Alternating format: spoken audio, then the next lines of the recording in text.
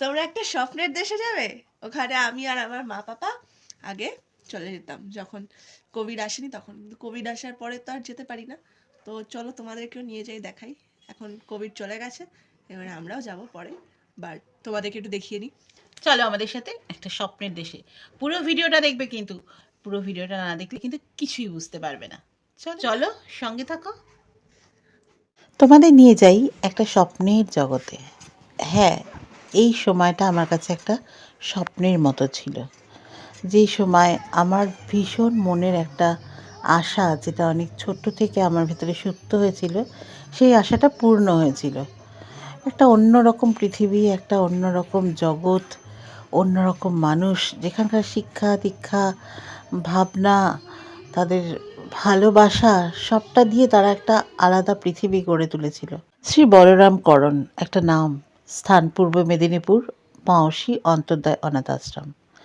একটা সুন্দর নির্মল সকাল, যেখানে প্রভাত হয় পাখির মিষ্টি কিচিরিমিচিরে, আর সূর্যি মামা মিষ্টি ছোঁয়া দিয়ে যায়।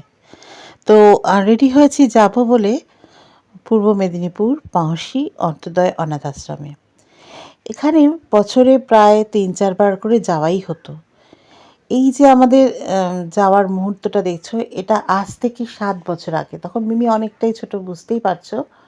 মানে মিমির মাধ্যমিকের আগের সময়ের কথা, 9-10 হবে। প্রথম যেবার গেছি মিমি তখন আরও অনেক ছোট। আমার এক খুব ভালো বন্ধু টুলি, ওই নিয়ে গিয়েছিল। তারপর থেকে আমার নিয়মিত যাতায়াত সেখানে। বছরের মধ্যে ৩-৪ বার তো যাওয়াই হতো। আসলে ওখানকার যে বাচ্চারা, ওই বাচ্চাদের আমি ওয়ার্কশপ আকারে নাচ শেখাতাম। আর এত ভালোবাসা ওদের কাছে পেয়েছি, ওরা যে কী ভালোবাসতে পারে বলছিলাম না, একটা আলাদাই জগৎ। আর মিমি তো ওখানে গিয়ে একেবারে পাগল ছাড়া হয়ে যেত, মানে ছন্ন ছাড়া পাগল ছাড়া, কী যে বলবো, একদম ওদের সাথে মিশে একটা মিমিকে আসার সময় রীতিমতো কান্নাকাটি পড়ে যেত। বাচ্চাগুলো আমাদের ছাড়তে চাইতো না, আমাদেরও ছেড়ে আসতে বড্ড মায়া হতো। সে এক অন্যরকম।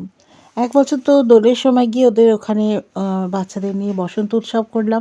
মানুষগুলো যে কতটা খাঁটি, তা বোধহয় মানে ভাষা দিয়ে ব্যক্ত করা যাবে না। তো দেখতেই পাচ্ছ, এটা অনাথ আশ্রমের যে সুন্দর একটা মাঠ বাগান টাইপের আছে, যেখানে ওদের নানান রকম শরীরচর্চা, খেলাধুলা, নানান রকম তালিম চলে। সেখানে গিয়ে এই বসন্ত উৎসবের জন্য আমি রিহার্সাল করাচ্ছিলাম। তো ওই যে কোভিড এসে সবটা ওলটপালট করে দিল। কোভিডের পর থেকে আর যাওয়া হলো না। তবে ইচ্ছা আছে, আস্তে আস্তে সব কিছু ঠিক হয়ে আসছে যখন, এরপর আবার ওদের কাছে যাব। আর সেদিন পাঁওশি নিয়ে একটা আলাদা ভিডিও বানাবো, সবই তোমাদের সাথে শেয়ার করব। ওদের জার্নিটা এখন অনেকেই জানে, তো আমি আমার ভিডিওর মাধ্যমে ওদের জার্নিটাকে তুলে ধরবো, কথা দিলাম।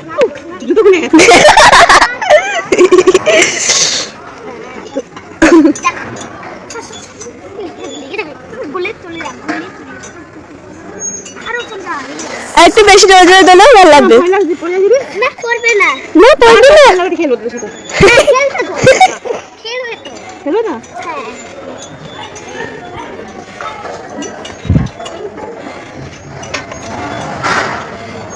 ওরা ইশারা করছে দেখো না কাকে, কে দেখা দুইছে কেমন লাগছে?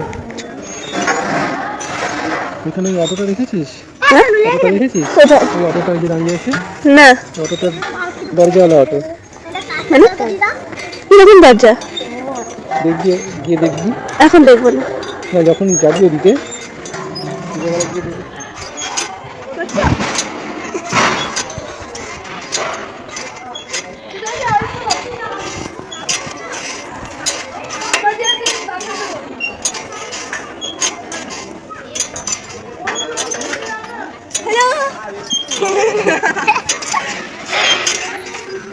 প্রচন্ড মজা হচ্ছে।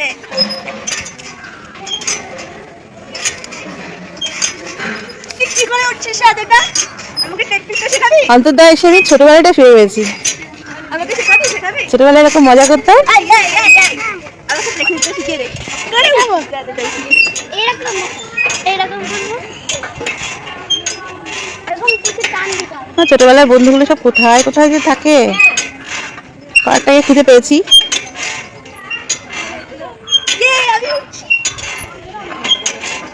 এই না, আমি তো খেলনা বাটি খেলবো তো।